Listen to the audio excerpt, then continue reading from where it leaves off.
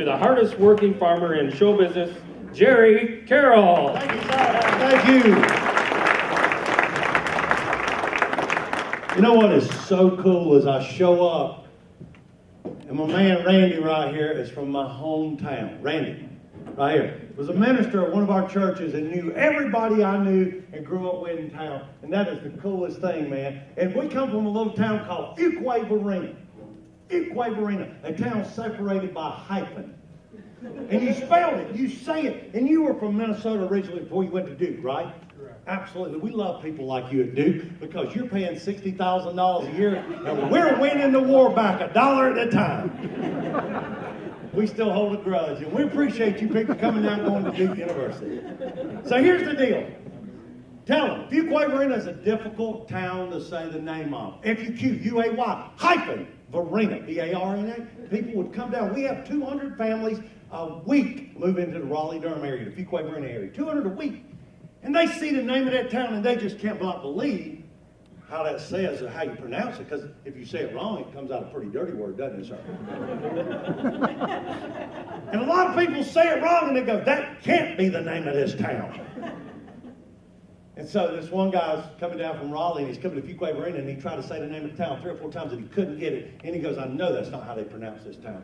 He pulled into a restaurant and he walked up to a kid behind the counter and said, excuse me, new here, never been here before in my life. Could you tell me the name of this place? Say it really slow. The kid looked at him and went, Burger King. He said he felt like such an idiot, he left and went back to Raleigh. I don't know if you can tell, I do have a slight southern accent. I am from Fuquay Varina, Willow Springs, North Carolina. Some of you probably thought I was from Iowa. It's so great to be here. I got a flight back to Raleigh tonight. And yes, I did hit Diamond Joe's last night coming in from Ames. I was in Ames for the Iowa Bankers Association. So that's the reason I'm here. They paid for pretty much everything. Yeah. So I didn't mind stopping off to see you fine folks. And I'm telling you, congratulations for the Farm Family of the Year. Another big round of applause for those people right now. It is so awesome to be recognized by your peers, your family members, and your friends in the neighborhood. And by golly, you need to take a picture of that family because they couldn't look more like a Minnesotan family if you brought them out of them. Everybody's blonde-headed, blue-eyed, and smiling. I'm telling you, if I think about people from Minnesota, that's them. Don't have a whole lot to say either. That's, Oh, yeah, okay. I love coming to this part of the world because you people have the most incredible topsoil I've ever seen in my life. It looks like peat moss. And I'm from a place where we didn't break land, we turned the rocks over, farmed on the other side. It must have been tough growing up in this part of the world. You had to walk to a railroad track to find a rock for your slingshot. Water, you ain't got no problems about water. You got problems keeping water off your land. It's unbelievable. And I still farm. Yes, sir, I still farm as far as the IRS is concerned. Let me tell you something, brother. Until about 4 months ago, I'd have never said that in public. But the way things are going in Washington, I think I'm the least of their troubles right now.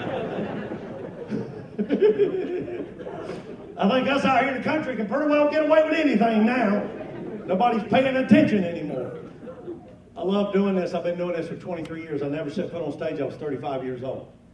And boy, can you imagine that conversation when I went to my dad. I did stand-up for 5 years. I did stand-up comedy for 5 years in clubs all over the U.S., predominantly in the Southeast. And then I was still helping my dad on the farm. And I went to him when I turned 40 and I go, Dad, it's my last year farming. I'm going to be a comedian. How you reckon that conversation went? He looked at me and said, are you on drugs? I said, no, sir, not at this moment. No. So I became a comedian, a corporate speaker. Actually, I'm a corporate speaker comedian. That sounds better. Corporate comedian. It's much better than, let me tell you something. If I'd have known about this job in high school, I'd have never went to NC State for 2 weeks. I said, I went to NC State for 2 glorious weeks. Sobered up, Dad found me. Dragged me back to the farm kicking and screaming.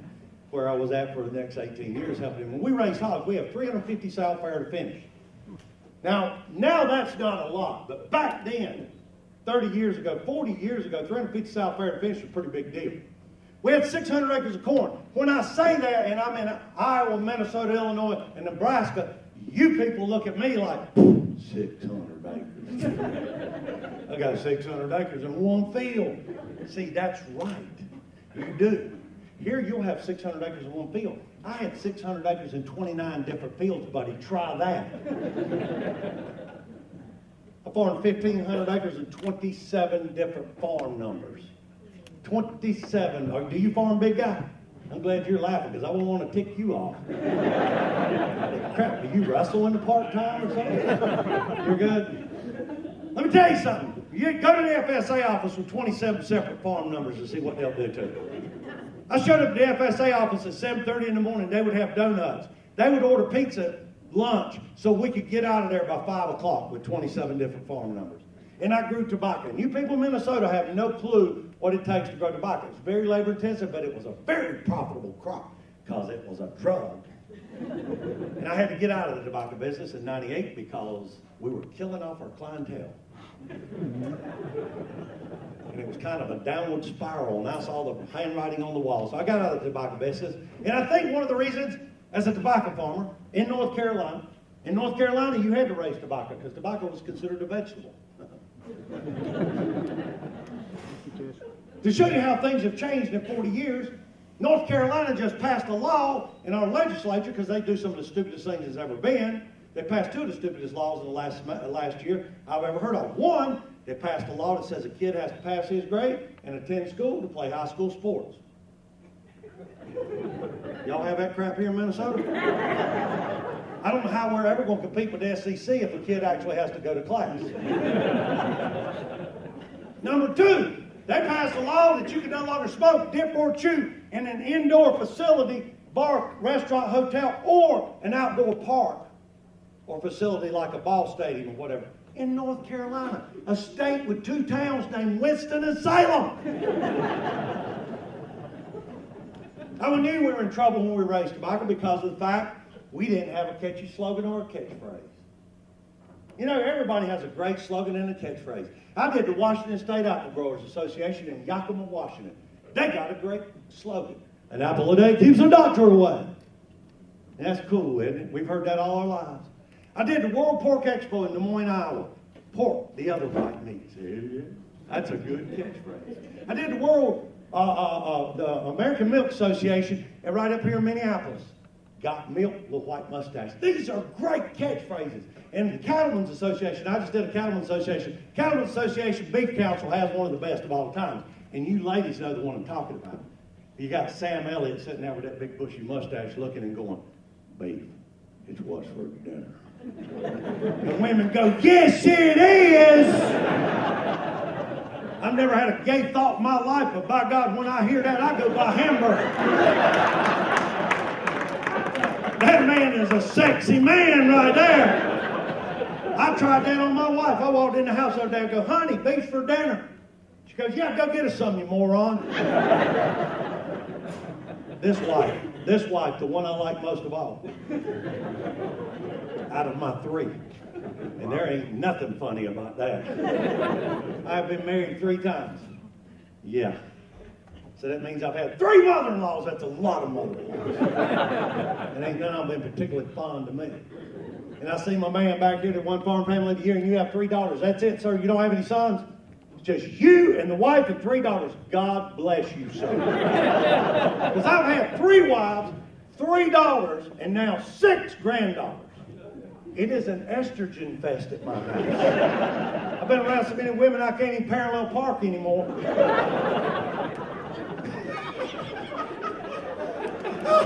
Look at Jerry, she said, I did like him, he's an idiot. That doesn't work with farm wives, because you know why? Because a farm wife is like my sister. My sister will tell you right now, if it has hooves, wheels, tracks, or wings, she can drive it. And farm wives are like that. And a farm wife can back a trailer, buddy, but let me tell you, farm wives can back a tractor trailer. So it don't work with farm wives when you say, can't parallel park, because they can drive and park anything.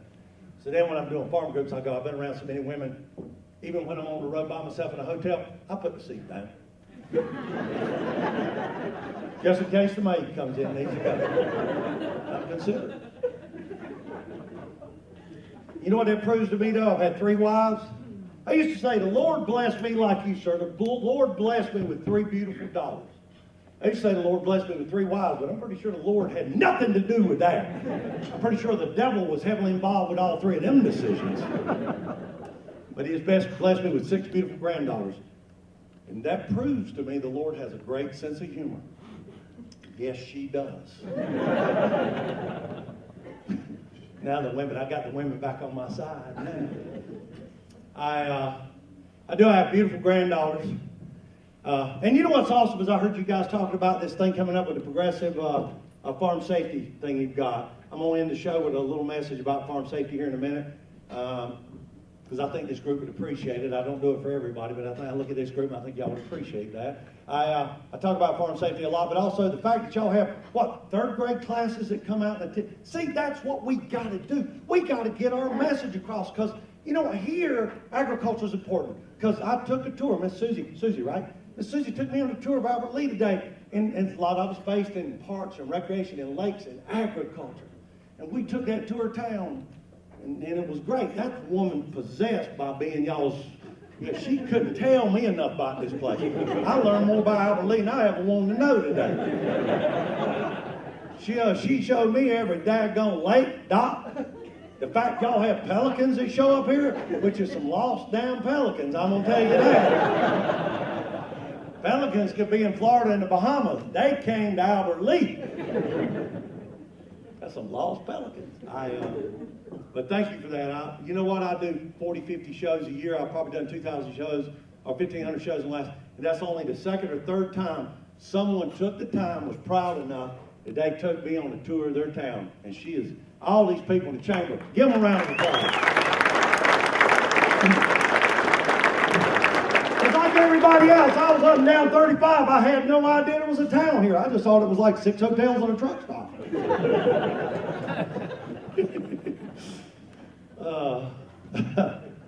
But it's great, man. It's who has grandchildren in here? Oh, bless your heart. That's the best. That is so good. Oh, before I get my ADD's kicking in big time, man. I had 3 cups of coffee, a Mountain Dew, and wow, because usually 3 Crown Royals will beat it back, but this is another 3 Crown. So yeah, my mind's going woo, woo. 5 minutes when you want me to quit, you hold your hand up and let me know, because otherwise I'll stay up here a long time. I got a lot to talk about in a short time to do it. So don't just when it's time I meet my contractual obligation, I'm here. I won money yesterday. I'll stay late. It don't matter. 8 o'clock flight. 8 o'clock flight. As long as I'm at Minneapolis MSP by 6 o'clock, we're good. Because I see a bourbon in my future tonight in 1st class. Because I got upgraded, I think. Well, I'm number 1 on the list. No, number 2 out of 1, so I'll pay somebody. I'll get on. But I was saying, I travel a lot. See, I fly by 80, 90,000 miles a year as a speaker comedian. And because being a corporate comedian is much easier than being a farmer. Because basically my job is to eat your food, drink your beverages, flirt with your women, and get paid to do what I would do for free. This is a good job. This is a lot better than when I farmed 350 South Fair and finished. Because let me tell you something, from the time I was 8 until I was about 42, I'm 58 now, until I was 42 when we got out of the hog business, every Monday morning, I knew at 6 a.m. a tractor trailer was backing up to that farm, and I had to load 200 hogs in that truck. That's something to look forward to on a Monday, isn't it? That by 7 o'clock you're going to smell like hog crap from head to toe. That's a good Monday every Monday. The only saving grace was we had a Hardee's 3 miles from our farm. We're 10 miles south of Raleigh. We were the last major hog operation in Wake County. But I knew, as soon as we finished loading them hogs, as a treat to my 2 boys that helped me load that worked right there in the topping house, that as soon as that truck pulled off, I hopped them in the truck and we went to Hardee's, and I wouldn't even let them wash their boots off. And that Hardee's would be packed wall to wall, people going to Raleigh for work. And we'd walk in there at 7:30 and they would park like the Red Sea. And we would walk right up to the counter and they're going, oh! And we would go, "What bacon smells like?" And we'd order and we'd go back and we would eat. I miss some things about farming. That ain't it. I was flying from Minneapolis last year. What I love about the fact you have third grade classes. See, my ADD brought the story back around. I was starting a while ago.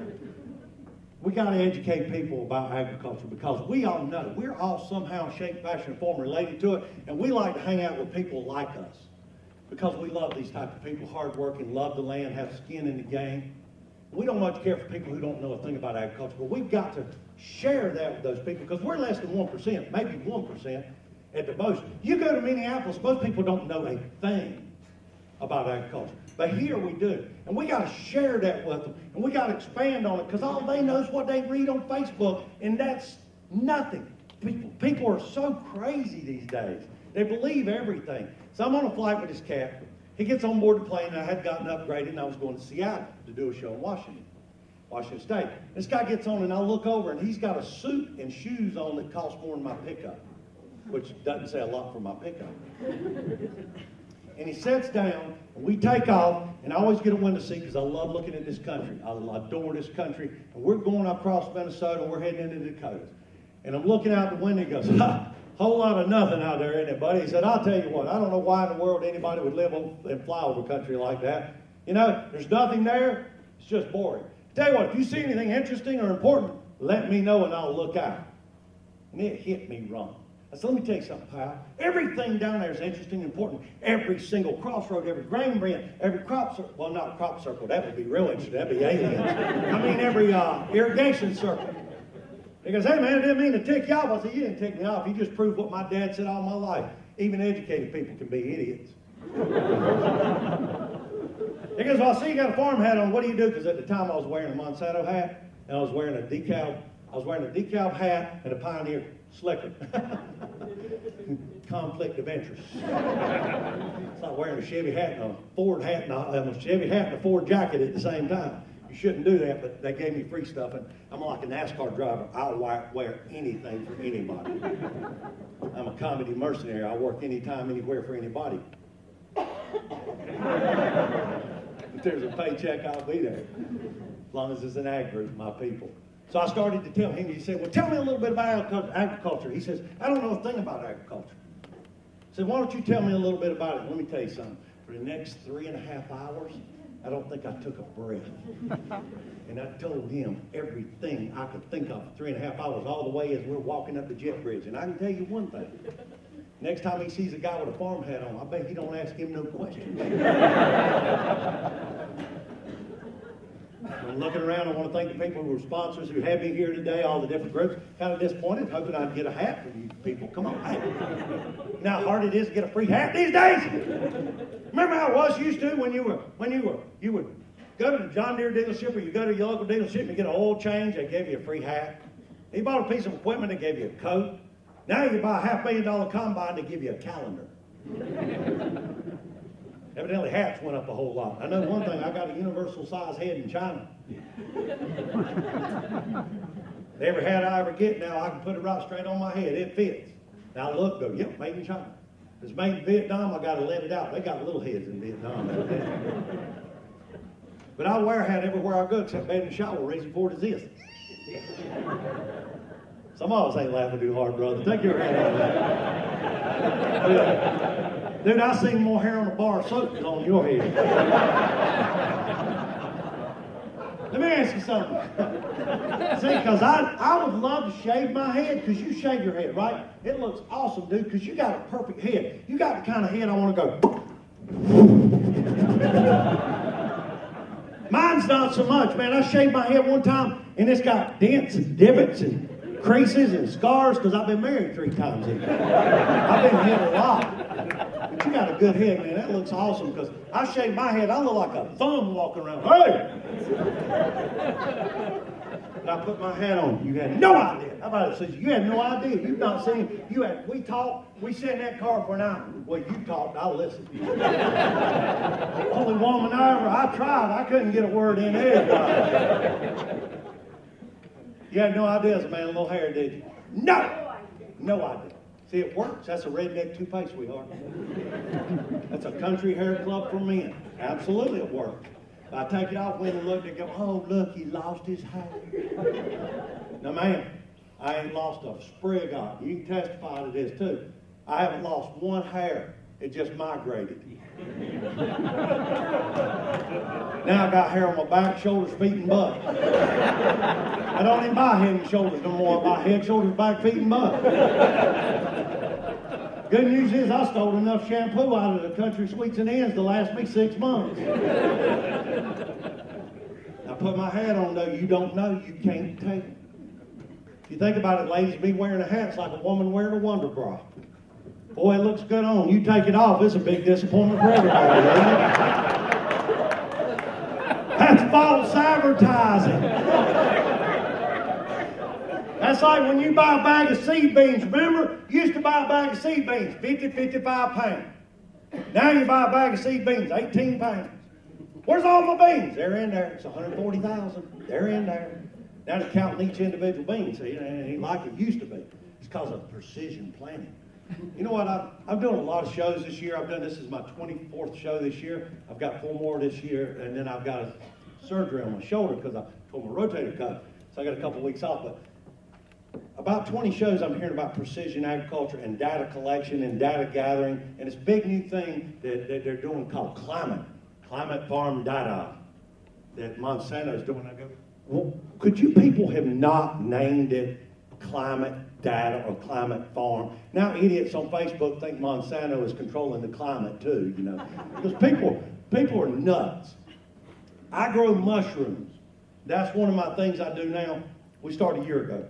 We grow 1,000 pounds of mushrooms a week, and we sell them to different farm-to-table organizations in the Raleigh-Durham area, and we do very well with it because we sell farm-to-table. That's a big deal now. It's kind of hard to sell farm-to-table with corn and soybeans and hogs, but mushrooms we can get by with it. But to show you what an example of how people are these days, we go to the farmer's market, usually Friday, Saturday, Sunday in Raleigh, and we have a huge farmer's market. Thousands of people there at the farmer's market. We're the only ones selling mushrooms. So we set up, I go with my son-in-law, my partner in this venture, and he's good with people. He had a marketing and a degree at NC State, and communications and marketing. Me, not so much. I find the older I get, the more I'm getting like my dad. I'm getting to where I don't tolerate idiots too well. I was walking through the airport the other day and literally caught myself going, damn, hippie. There ain't been no hippie since 1972. That was my dad channeling through me. So I'm at the farmer's market to show you how people are. My son-in-law went to get us lunch at the burger stand. I'm standing there selling mushrooms. This lady walks up and goes, are these non-GMO? They mushrooms. I know that, but I mean, is the seed genetically modified? Ma'am, you don't grow mushrooms with a seed. You grow it with spawn. You grow it with mycelium. Yes, but has it been genetically modified? No, not at all. These have not been genetically modified. Do you want to buy some? Are these gluten-free? They're mushrooms! Gluten-sweet! There ain't no wheat in my mushroom. Here was the clincher. Do you have certification stating that you're certified organic? They mushrooms. I picked them this morning. I saw what they'll grow in. That's as organic as you'll ever get. If you don't believe me, smell my finger.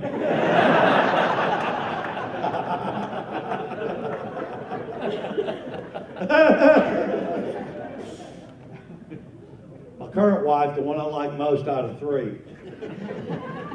The reason I like her the most, she's a farm girl. She grew up in South Jersey. South New Jersey. I married a Jersey girl. Holy cow. Not only that, I married a 3rd-generation Ukrainian Jersey girl. Any of y'all know Ukrainians? Do you really? Tad bit stubborn, aren't they? Little opinionated, and yeah, you don't win an argument with these people. These are the people who would attack German tanks in World War II on horseback with swords. That's my wife for you. And she's a farm girl. People are astounded by that when I tell them there's farms in South Jersey. South Jersey's beautiful farmland, jet black topsoil, just like here. It's a tidal plain. Plus, that's where the mob buries all the bodies. And I don't know if you know any Italians or not, but they're incredibly high in potash, phosphorus, and nitrogen. It's a pretty good double crop system them Italians have in Jersey. My wife's a good fisherman, man. I love to fish. Y'all got it made up here because you were talking about the walleye and the pike and the crappie, and we call them crappie, but it's still the same thing. It's just a southern term. And catch us some crappie. So what kind of fish? Crappie fish. I want some good fish. I don't want a crappie fish. We call them crappie instead of crappie.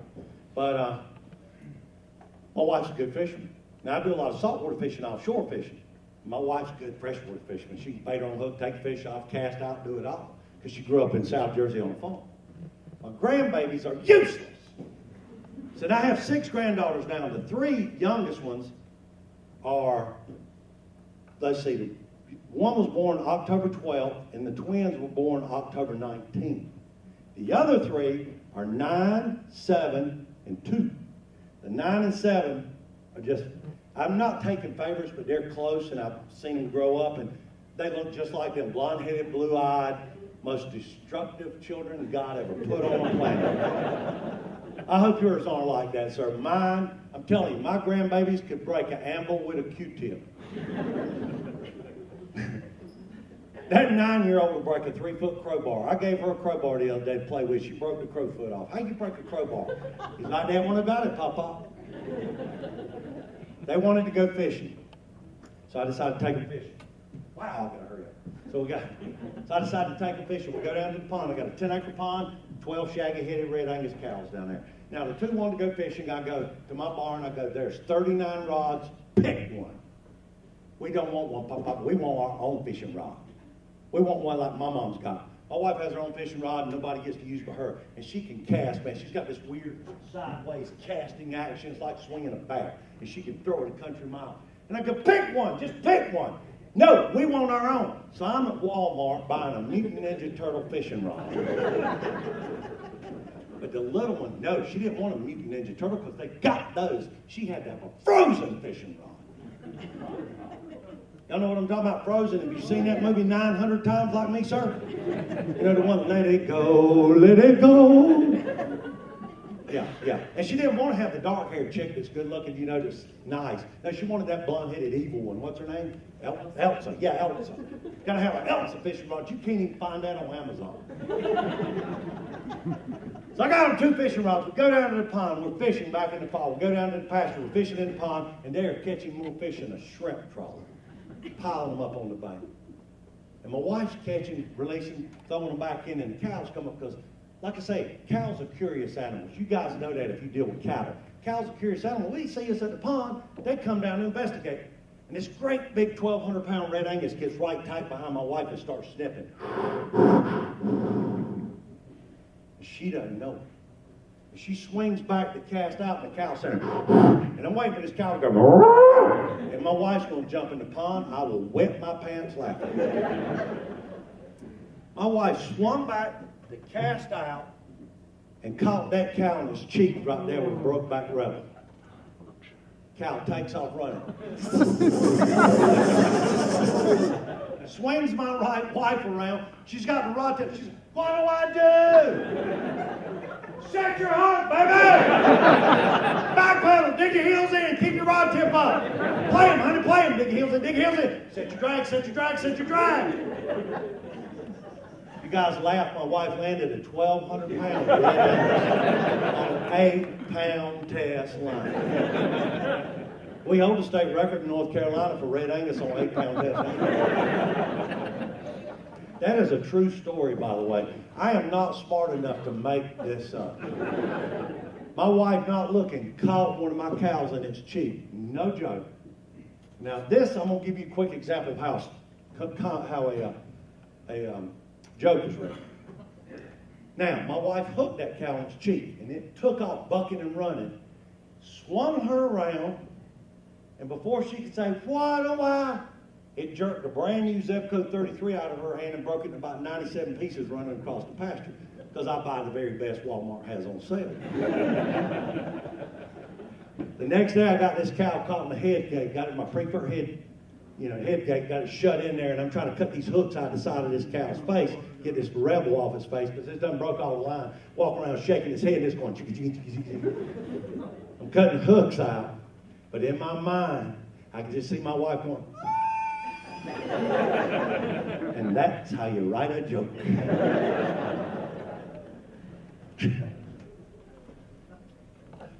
I love football. I hate this time of season because football's over with now.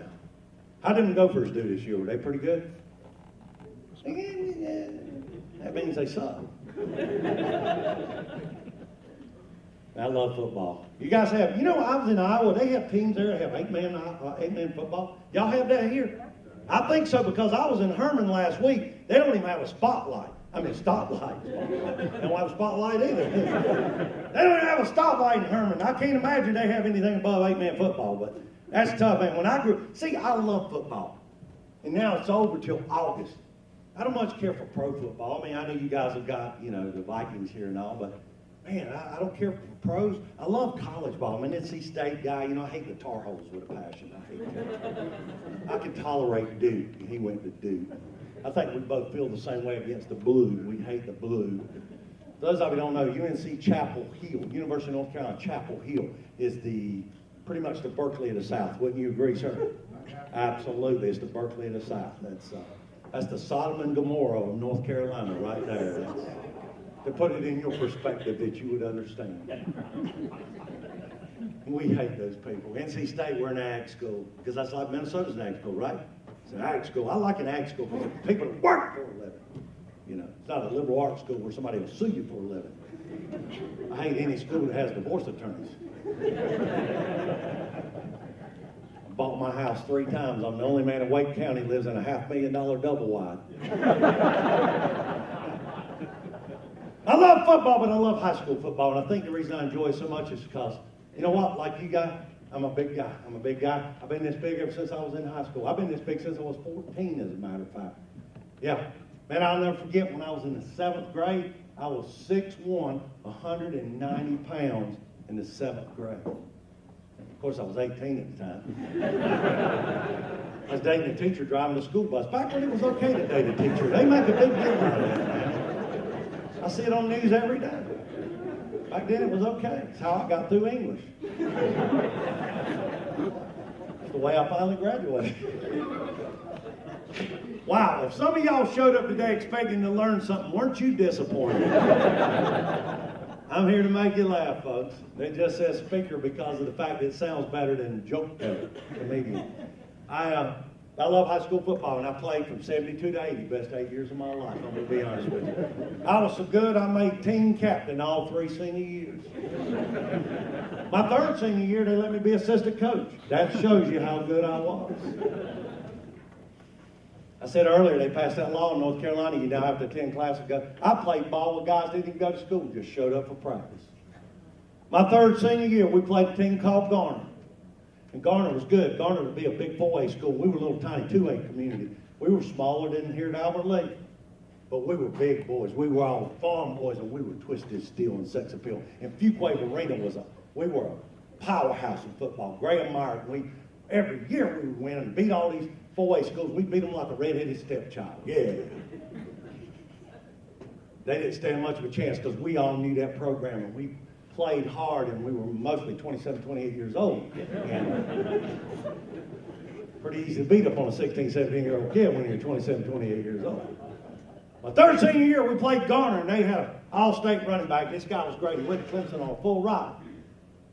And he thought he was good. Back in the day, I was fast. I was 6'2", 210 pounds of twisted steel and sex appeal. Yeah! And you wouldn't know it now, but until I was 45, I had washboard ass. Now I got a washer-dryer combination. I'm only 6'1". I used to be 6'2", and I fell off a 4,000 bushel grain bin, and no joke, lost almost 3/4 of an inch when I impacted. Yeah, I don't advise you to do that. The falling wasn't too bad. Actually, the falling was a pretty cool thing. Impacting was very painful. So, I've had a few farming accidents in my day, but this guy was good, and he was fast. He'd try and come up the middle. Bam! I would just eat his lunch. I'd kill him. I'd take him out. And he got tired of eating his lunch.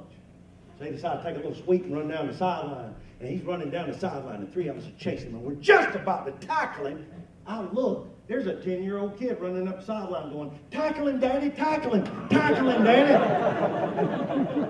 Let me tell you something, you and your kid ride the same bus, that's something special right there.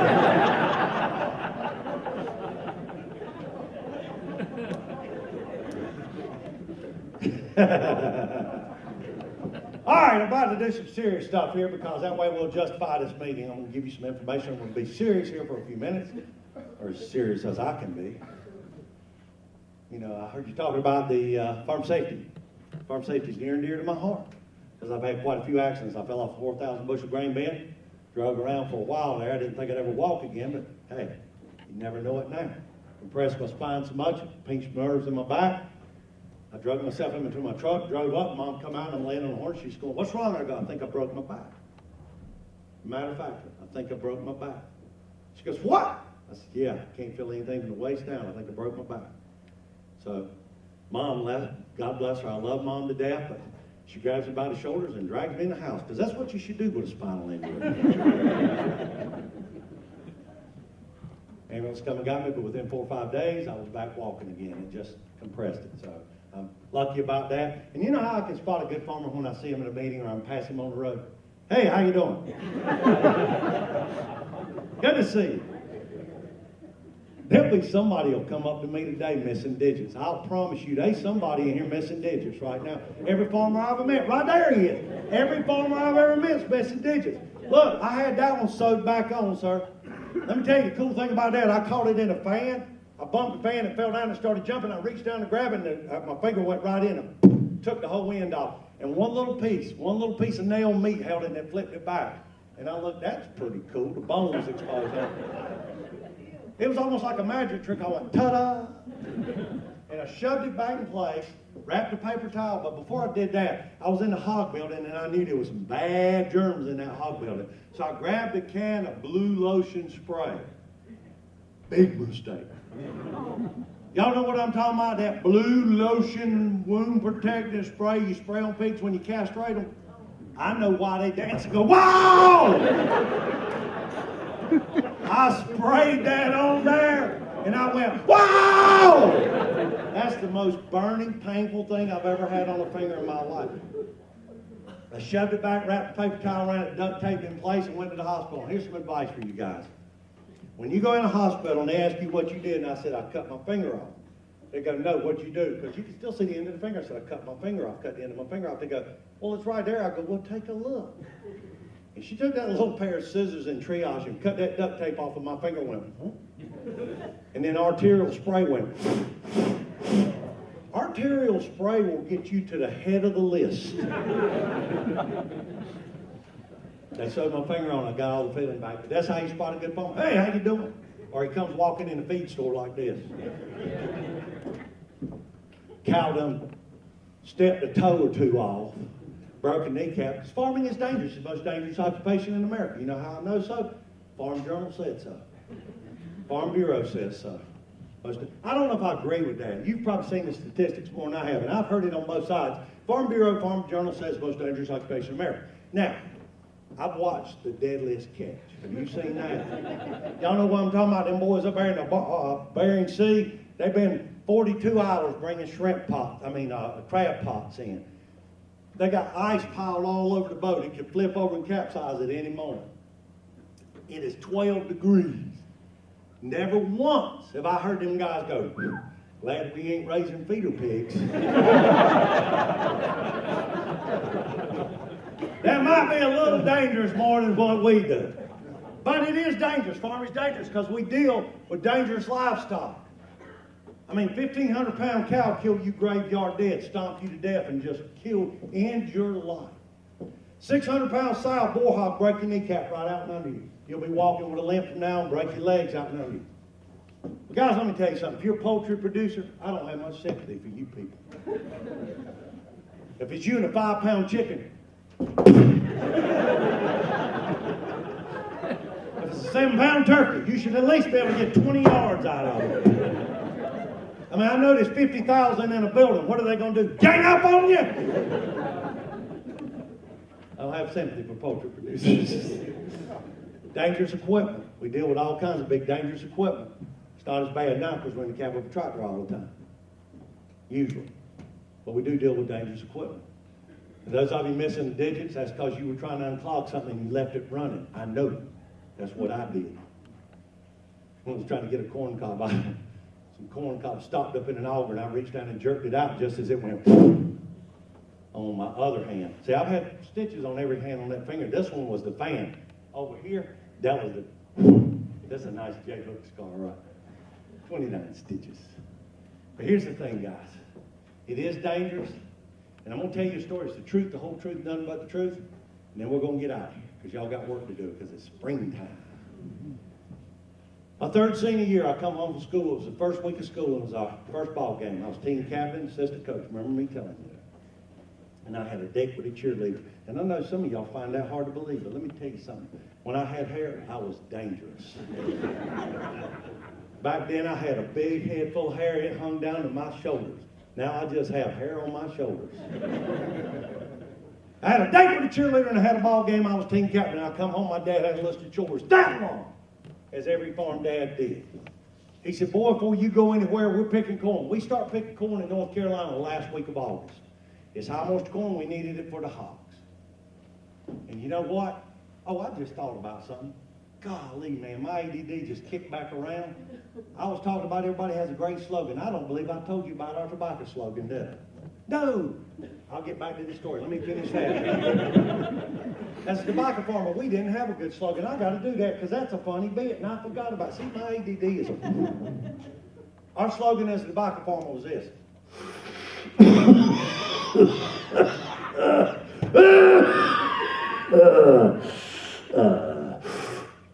2 packs a day put you in your grave. 9 out of 10 funeral home directors approve of our product. That's hard on the lungs. So I had to go do some chores. My dad said, "Before you go anywhere else, boy, you unload them 4 truckloads of corn," because he was picking corn. You unload them loads of corn in the bin so we can dry them tonight. Now, I ain't talking about big hopper bottoms like everybody has now, 2,000 bushel grain carts. I'm talking about a simple little single axle Ford and Chevy dump trucks hold about 300 bushels. My dad would put 375 on it, pile it up like a pyramid, slap the taste out of your mouth if you spilled 3 kernels. Just pile it up. And I had to unload 4 truckloads before I went anywhere. So I backed down to the grain bins, and it's hot, man. It's North Carolina hot. It's the last week of August, first Friday night football game. It's 102, 103, 90% humidity. So you know what? I love wearing bibs on the farm. I love Oshkosh Bagosh. And I had me on a pair of brand new bibs, and I didn't have a t-shirt on because it was hot. Had them boys unbuttoned on the side to get that cross ventilation. You know what I'm talking about.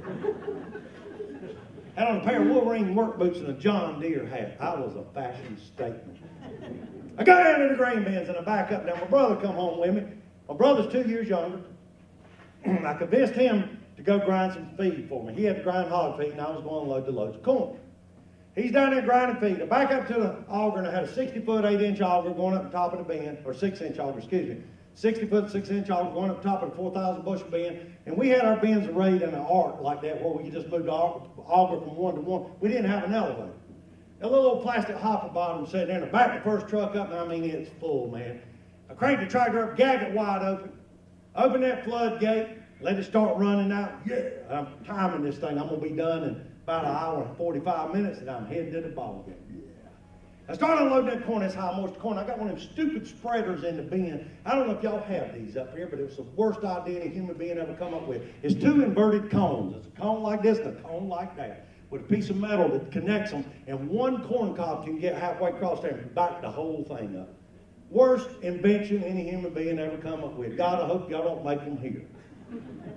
I don't think so. I saw every business y'all have in town, and I didn't see that. I know one thing. Y'all make tater salad and stuff here that's out of this world. So, man, yes, indeed. Woo! Now I know where that good stuff come from. She showed me. That's pretty awesome. So I got that thing, and I'm unloading this corn. And I got the tractor running wide up about 27, 28% high moisture. And I heard it Before I knew it, I heard that auger start to bind up. And I run over to pull the kill switch. It was too late before I could pull the kill switch. Sheared the shear pin on the drive shaft going into the PTO drive right there. It was a PTO-driven auger hooked behind a 2640 John Deere tractor, 72-horse tractor. And before I could pull the kill switch, it sheared the shear pin right there at the gearbox. Crack! Just perfect. Man, I've got to get this done. And I look around, this is a brand new auger, dude. We ain't even had time to beat the safety shields off or nothing. All that mess is still on there. I got to take a pair of hacksaw and 10 steps, cut this crap off to get to that shear pin. And sure enough, sheared that quarter-inch shear pin. And I look and I can't find one nowhere. But what I did have was a box of 20 penny nails. And 20 penny nails, same size as a quarter-inch roll pin. I don't know if you know that or not, but I'll give you FYI. Not as strong, but same size. So I drove the pin out, drove a 20 penny nail in there, bend it over, set the box there because I figured I'd shear some more. Backed that auger up 3 or 4 rounds to loosen it up, took that stupid cone thing out and threw it off the back of the bin. Because I've got a shovel, I might as well shovel from the middle, not from one side like normal. I go down, crank the tractor, start bumping that hydraulic PTO and broke it right loose and started hauling buckwater. Cleaned the auger out, opened the floodgate, but not as much. Because I learned from my mistakes. Not in marriage, but in farming. And I'm feeling pretty good about myself because I've only lost 5 minutes. Everything's on the go. My brother's trying to feed, and I'm jumping around acting like an idiot. I jumped up and looked back at that truck and shook it, and the corn slid down. So I'm dancing around. Oh yes, got the cheerleader. I jumped up and looked back at the truck, and I shook that truck, and the corn slid down again. I'm dancing around, and I backed up, one step too far. Because I didn't need no stinking shields. I didn't put the shields on because I'd have to tear them off again if I sheared the next thing at 20 penny nail. So I left the shields off the PTO shaft, traveling 540 RPM behind a 72-horse tractor, and I backed into that thing. Let me tell you something. When you get grabbed in the crack of your butt with a 72-horse tractor, you know you've been grabbed. I knew immediately something was amiss. I'm standing there going, wow! And it grabbed me right in the seat of my pants and jerked me backwards. And in one instant, I went from, ah! And I grabbed the back of the truck, and it straightened my legs out, jerked me backwards, and we went from, whoa, ah! And then I'm standing there. I mean, in a blink. And I'm standing there going, wow! What happened? And something's coming around going, wearing my hiney out. And I'm standing there going, whew. And I felt a chill breeze come across. And the only thing I had on between me and the Lord was a pair of Wolverine work boots and a John Deere hat. And I look, and the bottom of my brand new bibs are hanging off that PTO shaft, wearing my butt out. Look, that thing grabbed me in the crack of my butt and busted the seams all around and jerked the galluses off, just left burn marks right here. Jerked me backwards, and I grabbed the back of that truck and held on. If not, it would have probably killed me. And it snatched my clothing, Fruit of the Looms and all, completely off of me. I'm standing there naked as the day I came in this world, without a scratch on me. And I went, thank you, Jesus. This could have killed me graveyard dead. Now, I'm standing there, and I went to yell for my brother to come and help. And I looked, and he saw me, and he saw this happen. He was watching. And he saw this happen. And being a younger, kinder, wonderful 2-year younger brother, immediately fell on the ground laughing so hard he couldn't breathe. And he was laughing so hard at me standing there with my clothes, it was like a magic trick. I got clothes, I don't got no clothes. That he was laughing so hard he literally swallowed his tongue and collapsed like Curly on the Three Stooges. I look, he's turning blue as these blue jeans. He's going. I thought, holy crap, he can't breathe. Maybe I should go give him some CPR. Because I had taken CPR classes the week before. And then I said, no. What if Dad drove up?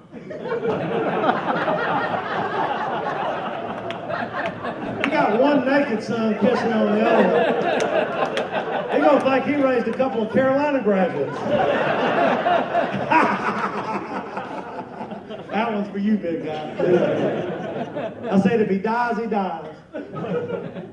I took off running. We lived on a dirt road. We lived in the middle. Neighbor lives at both ends of the dirt road, mile long. This is 1976. Streaking was big in 1976. I'd never streaked in my life, but I'd always wanted to. Now I had the opportunity. I ran up the path, hit the dirt road, started up the hill. And I'm getting it, man. I pulled my hat off, covered what I could best I could. And I'm running up the road, and all I can think, oh yes, they call him the street. Boogity, how fast thing on 2 feet. Boogity. And I'm dying laughing because I could have got killed graveyard dead. And just as I crested the hill and started up to turn to go into Mom's driveway, I saw our neighbor, Miss Alger Rowland, 84-year-old widow lady. And her brand new Cadillac sedan DeVille, I can see it right now, start down the hill, and the sun was in her eyes. And I said, oh Lord, she rents 256 acres from us. If she sees me running around naked, she's a Southern Baptist, so she's pretty prudish. She'll never rent us land again. So I took my hat and covered my face like that. As I passed her, she went, ran that Cadillac right in the ditch. Not making a word of this up. I am not smart enough to make up this story. I jumped the ditch, went up behind Mama's, went in the house, got some clothes on. My brother fell in the door. Starts telling Mom how I nearly got killed graveyard dead. By that time, the doorbell rang, ding, ding, and it's Miss Alger. I go to the front door, I go, yes, ma'am. She goes, Jerry, you ain't gonna believe what I just saw. A naked man ran behind your mama's house. I said, yes, ma'am, the world's full of weirdos and perverts. She said, well, look, son, could you pull me out of the ditch? I ran my car in the ditch. I said, yes, ma'am, let me get my little loader tractor. And I went and got my little 1520 with the loader, snatched her out of the ditch. I noticed she kept sitting there smiling and looking. And then finally I said, you're done. She goes, my. What a fine young man you have grown up to be. I said, yes, ma'am. She goes, you going to be at church Sunday? I said, yes, ma'am. She said, on the front row? I said, yes, ma'am. And it dawned on me, she knew it was me. And I couldn't figure out how she knew it was me. Same hat. Guys, real quick, I'm out of here. Thank y'all for putting up with me. I was only supposed to do 30, 40 minutes. I think I've done an hour, so I met my contractual obligation. If you guys enjoyed it, please tell your friends and neighbors. If you didn't, I hope you have no friends or neighbors. As always, I am a comedy mercenary. I work anytime, anywhere for anybody. I'm like a politician. I ain't cheap, but I can be had. So, guys, look, we laughed about that, but if it stops you from doing one stupid thing or one thing that gets you hurt, it's well worth you laughing at the thoughts of me running up that road naked. So God bless you. Please be safe. And let's hope and pray it's not going to be $2.90 corn and $8 bushel beans. So listen, have a great year, hopefully a profitable year, and take care of yourself because there's beautiful families that depend on you. God bless you. Thank you, folks.